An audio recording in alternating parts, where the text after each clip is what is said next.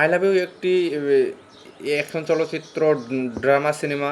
এটি একটি আবেগঘন প্রেম গল্প যেখানে ভালোবাসা, পারিবারিক সম্মান এবং ত্যাগের সুন্দরভাবে তৈরি করা হয়েছে। ছবিটির কেন্দ্রে রয়েছে ধনী শহরের ছেলে রাহুল এবং গ্রামের সহজ সরল মেয়ে পূজার প্রেম কাহিনী।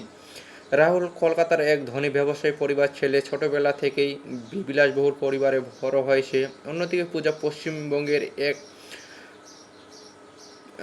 প্রাক্তন গ্রামের সাধারণ মেয়ে। ছোটবেলায় বাবা দ্বিতীয় বিয়ে করে তাদের বাড়ি থেকে বের করে দিলে পূজা এবং তার বড় ভাই ইন্দ্র কঠিন জীবনের মুখোমুখি হয়ে অপমান আর দুঃখে তাদের মা মারা যান।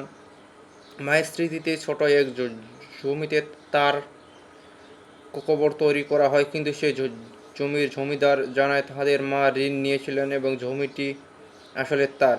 ইন্দ্র নিজের মায়ের স্মৃতি রক্ষা করতে জমিদারের কাছে অনুরোধ করে জমির সত্ত্ব দেয়। ঋণ শোধ না হওয়া পর্যন্ত ইন্দ্রকে দিনরাত কঠোর পরিশ্রম করতে হবে নিজের বোনকেও মানুষ করতে এবং মায়ের কবর রক্ষা করতে। ইন্দ্র সেই কঠিন জীবন মেনে নেয়।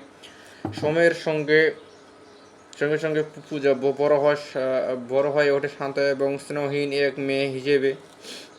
একদিন পূজার বান্ধবী বর্ষার বিয়েতে শহর থেকে তার দাদা রাহুল বিদেশে পড়াশোনা শেষ করে গ্রামে আসে। প্রথম দেখাতে রাহুল পূজার সরলতা এবং মায়ের মুগ্ধ হয়ে ধীরে ধীরে তাদের মধ্যে প্রেমের সম্পর্ক গড়ে ওঠে, কিন্তু এই সম্পর্ক মেনে নিতে পারে না রাহুলের দাদা এবং